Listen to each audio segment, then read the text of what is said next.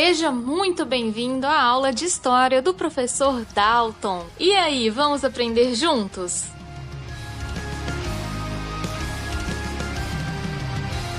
Bom dia, boa tarde, boa noite. Continuando aqui o nosso conteúdo sobre civilização egípcia. Tá fazendo sua anotação? Não tá? Pega o caderno lá que eu espero. Tá, já não posso esperar, é só você pausar o vídeo e buscar o caderno. Vamos lá, vamos continuar a aula falando aqui sobre o faraó. Quem é o faraó? Quem é a figura do faraó dentro da sociedade egípcia? Vamos lá. O faraó vai ser um deus na terra. A gente vai ter uma civilização que vai acreditar que existem os deuses, né, que estão acima dos mortais, e existe o faraó, que seria um deus, mas ele não está necessariamente acima dos mortais, ele está na terra, mas ele é um deus, ele é uma figura extremamente importante. Tudo vai ser comandado dentro da civilização egípcia pelo faraó. Só que antes de chegar a essa situação, a gente tinha uma civilização egípcia separada, dividida. Nós tínhamos uma parte do Egito, que era o Baixo Egito, outra parte que era o Alto Egito, separado. Essa época a gente falava que eles viviam em nomos. Eles tinham lá seus grupos, mas não era um Egito só. E aí veio o primeiro faraó e unificou, transformou tudo isso aqui em um Egito. E a partir desse momento o faraó se tornou a figura mais importante do Egito. Ele tinha poder para tudo dentro do Egito. Ele era extremamente importante e respeitado. As pessoas não podiam nem olhar diretamente para o faraó se não fosse permitido, porque isso poderia significar a morte daquela pessoa. Importante o cara, né? Desculpa aí. A educação do faraó começava desde novinho, né? Eles aprendiam com mestres que eram pessoas ligadas à família, que trabalhavam para a família, para ensinar ele tudo. Que ele tinha que aprender a ser um bom soldado, a ser um bom guerreiro, que ele tinha que aprender a caçar, que ele tinha que aprender a falar, a escrever. O faraó vai ser o cara que sabe tudo, ele tem que ser o melhor em tudo. E, obviamente, ele vai receber o melhor ensino para que isso aconteça. E aí vem, quais são os poderes do faraó? Primeiro que a gente tem que entender que o Egito vivia essa teocracia. Teocracia é um governo onde você tem um deus, ou, preste bem atenção, uma crença que aquele governo está ligado à religião, que aquela pessoa que está no poder está ligado a um deus superior. Então, essa monarquia teocrática fazia com que o faraó tivesse poder sobre todo mundo. Ele administrava o Egito, ele era o sumo sacerdote, ou seja, quem tinha ligação direta com os deuses. Ele era o juiz supremo, ele que tomava as decisões, né? A última palavra era sempre dele. Era o chefe do exército e todas as terras pertenciam ao faraó. Todas. Está no Egito, de quem é a terra? Do faraó. Era considerado filho de Amon-Ra. Lembra que eu falei lá no começo da aula sobre Ra, o deus Sol? Amon-Ra é o nome completo dele. O faraó é filho do deus Sol, por isso ele é tão importante. Não se questiona o faraó, não se olha diretamente para o faraó, não se toca no faraó, a não ser que seja permitido, a não ser que sejam servos do faraó, por isso é uma figura tão importante. O faraó, sendo também um deus, possui os símbolos do seu poder, o pequeno báculo, o chicote e a imagem da serpente sagrada. Esses símbolos aqui, ó, cruzados nos seus braços e na cabeça, são símbolos religiosos para os egípcios. Isso aqui que vocês estão vendo é uma máscara mortuária. Quando o faraó morria, era colocado sobre ele, dentro ali do seu sarcófago. Importante o cara, né? Seguindo... Aqui um pouquinho sobre a questão do palácio do faraó. Como ele era a figura mais importante do Egito, ele também tinha que demonstrar esse poder, né, através da riqueza dele, da ostentação do seu poder. Aqui mostrando uma guerra, né, uma batalha, ele comandando aqui. Leão, sim, tem leão nessa região, perigoso, cuidado. Depois de uma vitória, procedia-se a contagem dos inimigos mortos, cortando-se a mão direita dos cadáveres, né? Repare aí na importante função dos escribas. Isso aqui que está rolando é uma pessoa das poucas que existiam dentro do Egito que sabiam escrever, que são os escribas. Anota aí, os escribas eram as pessoas responsáveis por fazer anotações, seja guerra, seja sobre impostos, seja sobre agricultura, seja sobre uma construção que está sendo feita. Quem vai fazer as anotações, assim como você deve estar fazendo agora, são os escribas. Mãozinha para provar ali quantos foram derrotados. Aqui um pouquinho sobre a sociedade. A gente fala que é uma sociedade hierarquizada. Hierarquizada, com Z. Por quê? Existe uma pirâmide social e as pessoas não mudam de status social. Vamos lá. Topo da pirâmide, o faraó, como eu já falei, ele é a pessoa mais importante do Egito. Abaixo do faraó, mas também muito importante, a família do faraó, porque consequentemente o filho do faraó é o próximo faraó. Abaixo do faraó você vai ter os nobres e os altos funcionários, pessoas que estão ligadas ao faraó pela nobreza, são de famílias importantes, funcionários ligados diretamente ao faraó. Abaixo deles, os sacerdotes, porque os sacerdotes têm a ligação com os deuses, né? Então eles são pessoas importantes. Abaixo do sacerdote, escribas. Olha como é importante saber escrever, e você sabe, às vezes nem faz. Os escribas. Abaixo dos escribas, camponeses e artesãos. Olha aí como essa parte é bem maior. E por último, não menos importante, ou melhor, menos importante, os escravos. Os escravos vão estar aí na base dessa pirâmide, eles não tinham direito nenhum, não tinham nenhuma regalia, e, consequentemente, eram torturados e usados aí sempre que necessário para qualquer coisa que fosse preciso. Por exemplo, a construção de uma pirâmide poderia usar aí milhares de escravos por um longo período. Eles são escravos, não tem lei trabalhista para eles.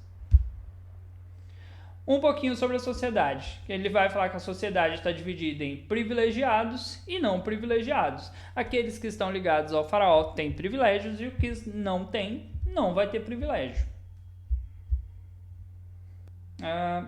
Isso aqui eu já expliquei para vocês.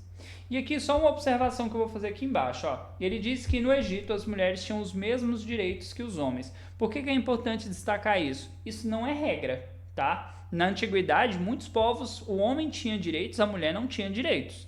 Então, quando ele diz que lá homens e mulheres tinham os mesmos direitos, é algo a se destacar. Eu estou pulando porque eu já expliquei. Os privilegiados, o que vai acontecer? O que é o diferencial? Primeiro que o faraó governa por meio desses altos funcionários, que são os vizires, tá? Aqui, ó. O vizir vai ser como se fosse um prefeito. Ele vai governar as províncias, né? Vai ter o vizir e ele vai ajudar a administrar. Vai ter gente para cobrar imposto, para comandar a polícia, para vigiar se o serviço está sendo feito, para vigiar se os escribas estão trabalhando. Então, essas pessoas são pessoas de confiança do faraó. Por isso, eles são tão importantes. Os escribas eram educados nas escolas dos templos e do palácio, estudando durante longos anos a escrita egípcia, que não era fácil, que era baseada em símbolos. Os não privilegiados, obviamente, quem não está ligado diretamente ao faraó e não tem aquelas regalias, vai ter que trabalhar muito. Camponeses e os escravos levavam uma vida muito difícil. Existiam também os comerciantes e artífices. Todos pagavam impostos ao faraó, aos sacerdotes e aos senhores. Também podiam ser chamados para obras públicas. Essa galera trabalhava muito, ainda tinha que pagar imposto. Não pagou imposto, virou escravo, sua vida piora ainda mais. É triste, é difícil. Um pouco agora sobre religião. Como eu falei para vocês na primeira aula, os egípcios eram politeístas, acreditavam em vários deuses. Esses deuses são deuses antropomórficos e também tem um Z-O-O, mórficos. Qual vai ser a diferença? Antropomórficos são homens que mudam de forma. Antropozoomórficos são homens que mudam de forma para animal. Então você tem parte do corpo humano, parte do corpo animal. É um deus antropozoomórfico. É difícil a palavra, eu sei, mas é só você escrever. Calma. Antropo, Z-O-O, mórfico. E aí você está se referindo parte homem, parte animal, e é um deus. Mistura doida, né? Aqui, um pouquinho da questão da simbologia. Grande parte dos deuses simbolizavam as forças da natureza, como a terra e o sol. Outros representavam qualidades humanas, como a justiça e a sabedoria. Eles tinham uma hierarquia dos deuses. Não é assim, todos os deuses são iguais, todos os deuses têm o mesmo poder. Você vai ter deuses mais poderosos, deuses menos poderosos. Deuses que estão acima de outros deuses. Beleza? Né? Como eu disse, Amon-Ra vai ser o deus mais poderoso, que é o deus Sol. Mas você vai ter outros deuses ligados à morte, ligados às colheitas, ligados ao amor. Ou, no caso aqui, como o próprio rio Nilo, que vai ser um deus ligado aí à vida. Aqui a gente tem alguns exemplos. Amon-Ra, deus Sol. Você tem Osíris, que vai ser deus das terras e das sementeiras. Tem Ísis, que é protetora de crianças, fecundidade, e é a mulher de Osíris, tá vendo? Ísis, mulher de Osíris. Aquela questão da simbologia, do báculo e do chicote. E aqui é a serpente. E aqui você tem Anubis, que é o deus dos mortos e rei dos embalsamadores, as pessoas que vão preparar os mortos para ir para o outro mundo.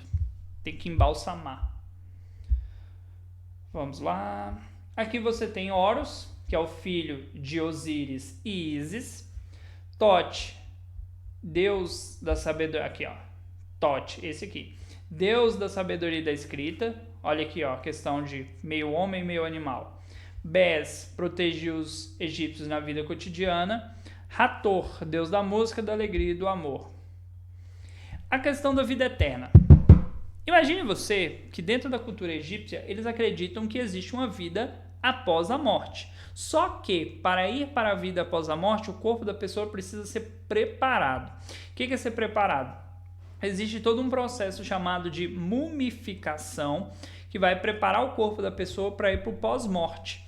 Eles vão retirar todos os órgãos internos, vai retirar o cérebro, vai cuidar para que aquela pessoa vá para o outro mundo e encontre os deuses e depois ela possa retornar. Sim, ela possa retornar. Quem era que passava por esse processo? Geralmente pessoas muito importantes e os faraós. Essas múmias que o povo fala aí geralmente eram pessoas bem importantes. Ai, tá coçando o nariz, gente, tá difícil hoje. A preparação do corpo, de forma simples, você vai ter as carpideiras, que vão ser aí os membros da família, que vão cuidar do morto, vai fazer o primeiro processo de cortejo, de choro e tudo mais. O pessoal que são os embalsamadores, que esses sim vão tirar o cérebro, os órgãos internos, vai colocar nos jarros, vai colocar sal no corpo para não estragar, vai passar unguento, vai passar um monte de produto para aquele corpo não entrar em decomposição, para preservar. Aí vai enfaixar tudinho. O processo de mumificação, aqui já tirou os órgãos, já fiz tudo.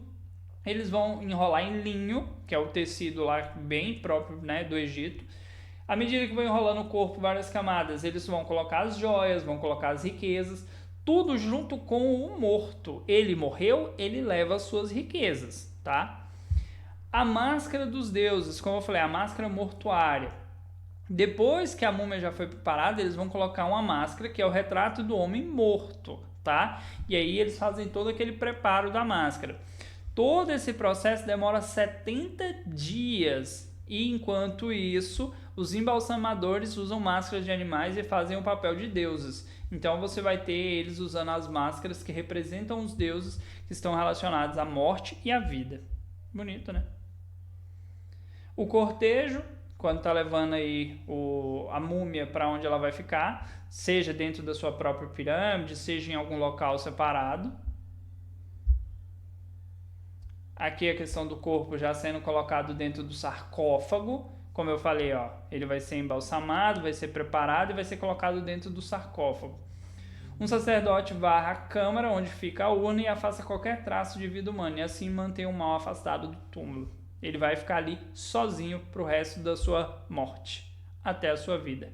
E aí você fala, e o pobre? O que acontece com o pobre? Porque o rico a gente vê, o rico vai ter corpo preparado, vai ter um túmulo, vai ter um sarcófago de ouro, vai ter um monte de coisa. E o pobre? Os pobres eram enterrados num buraco na areia e cobertos por uma esteira. O corpo do defunto é deitado de lado como se estivesse a dormir. O local é depois protegido por grandes pedras para evitar que os chacais desenterrem o corpo, perturbando seu sono eterno. Morreu? Faz um buraco e enterra. O pobre. É a vida. Desculpa, gente. A vida é difícil. Até pro pobre. Pro rico, não. E aqui a questão do julgamento de Osíris. Quando a pessoa é morta, ela vai pro outro mundo. Tem um filme... É um filme que fala sobre os deuses egípcios. É Deuses do Egito, eu acho o filme. Talvez seja o nome mais óbvio, mas eu não vou lembrar agora. Que ele vai mostrar sobre essa questão do julgamento. Que eles levam a pessoa que morreu até um determinado ponto e vão pesar a vida dele. Se ele foi uma pessoa importante ou se foi uma pessoa qualquer. Se ele tiver algo para oferecer, riquezas, ele vai para a vida eterna. Se ele foi alguém sem riquezas, sem valor e sem nada, ele vai ser deixado ali com os mortos ali no rio Nilo. E ali ele vai sumir, vai ser esquecido. Triste, não? E eu acho que era até esse slide. Temos uma terceira aula, que eu vou falar um pouquinho aí a respeito da arte egípcia, vou falar sobre pirâmides, escrita e outras coisas mais. Até daqui a pouco.